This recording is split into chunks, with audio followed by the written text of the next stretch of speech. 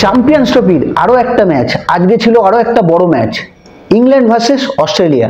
আর England কিন্তু অস্ট্রেলিয়ার কাছে রানের পাহাড় চাপিয়ে দিল। অস্ট্রেলিয়া কি পারবে এই রানের পাহাড় টপকে যেতে? সে তো সময় বলবে। সেকেন্ড হাফে ব্যাটিং অস্ট্রেলিয়া কেমন করছে তার উপর।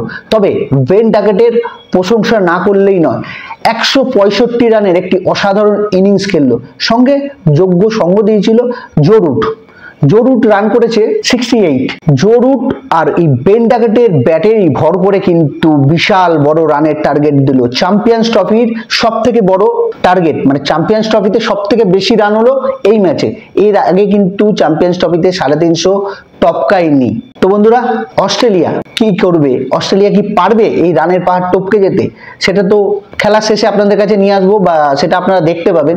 তবে অস্ট্রেলিয়াও কিন্তু ব্যাটিং লাইন আপ অসাধারণ আছে। সব থেকে ভয়ঙ্কর, যার কথা না বললেই হয়, ট্রাভিস হেড, যে কিন্তু সবসময় ইন্ডিয়াকে হেডেক দিয়ে থাকে। সেই ট্রাভিস হেড আছে, স্টিভ স্মিথ আছে, মানস লামুসেন আছে, গ্লেন ম্যাক্সওয়েল আছে, ম্যাথ শট আছে, কিপার অ্যালেক্স ক্যারি আছে।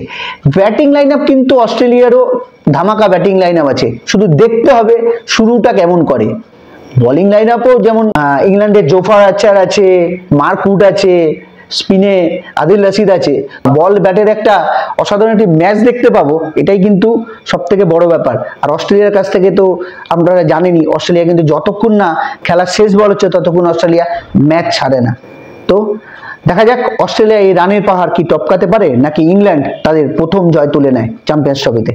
তো বন্ধুরা, কেমন লাগলো এই আলোচনাটা? ছোট্ট এই আলোচনা আপনাদের কাছে তুলে ধরলাম, আশা করছি ভালো লেগেছে। ভালো লাগলে আমাদের সঙ্গে থাকবেন আর লাইক শেয়ার অবশ্যই করবেন। আসি, দেখা হবে অন্য কোনো ভিডিওতে। ততক্ষণ ভালো থাকবেন, সুস্থ থাকবেন এবং খেলা দেখবেন।